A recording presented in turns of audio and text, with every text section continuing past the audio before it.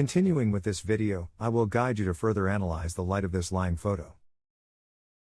So from this original photo you can see the bright flare from here and from here. Then I will understand that I uses two lights. Then normally other people take pictures, you won't see this bright flare. Why? Because they will point the light down. Then I has guided you very carefully the part that the light captures when lying down. That's why I have to point the light up but not the light down. Because when I point the lamp down, the light will go into the ground a lot.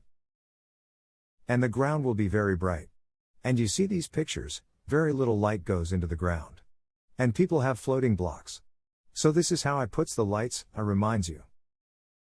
Lift the soft box upwards. It's always like that.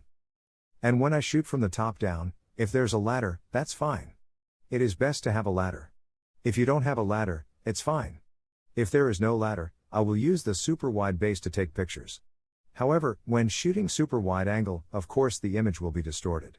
Then it will not be as beautiful as I take a normal angle. Like this photo, I uses a 24 to 105 mm lens. So the image is completely undistorted, you see it is very straight.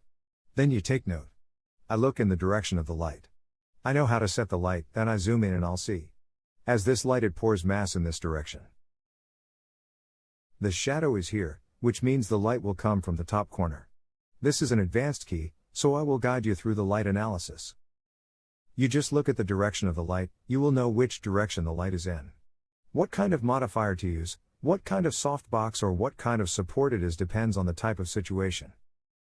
However, I encourages you to use a soft box when shooting lying down. Because now I can cut the light. Then how to cut light, I has very detailed instructions. In the part where the softbox tool is, please review this video if you don't understand how to cut the light. I think this direction is the main light. Why the main light should always be brighter than the secondary light, you already understand. In order for me to highlight the subject, in this main light, I will mostly block the subject. And I can see it too. There is a slight shadow. From behind. Then this shadow it creates, here is the light.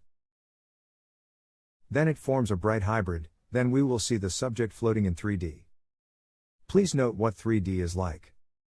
The good picture is the one in the middle, it has shadows and the sides are bright. Then I will see that morning, evening, and morning are very beautiful.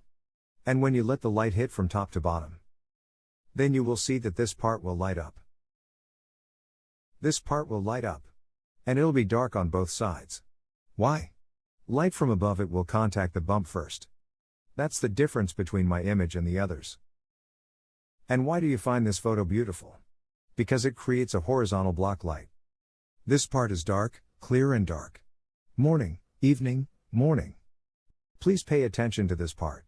And I use horizontal light like that, hit through.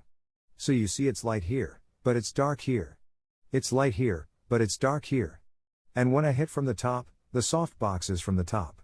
Then you won't have these effects. That is a very big difference. And in the portrait too, I will see. Because of this dump, I see light here, but here it turns to dark. Very smooth and beautiful, the picture is very ghostly and it has depth.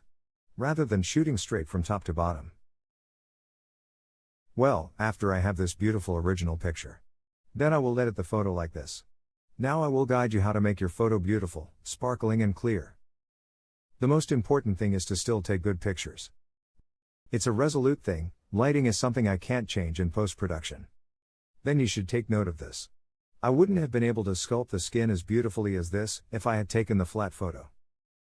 Then the FineArt secret tool will help me edit very easily. But it also cannot change the light. Can create more effects, can add scenes, can adjust more colors. But the lighting is immutable in post-production. You are very attentive to this.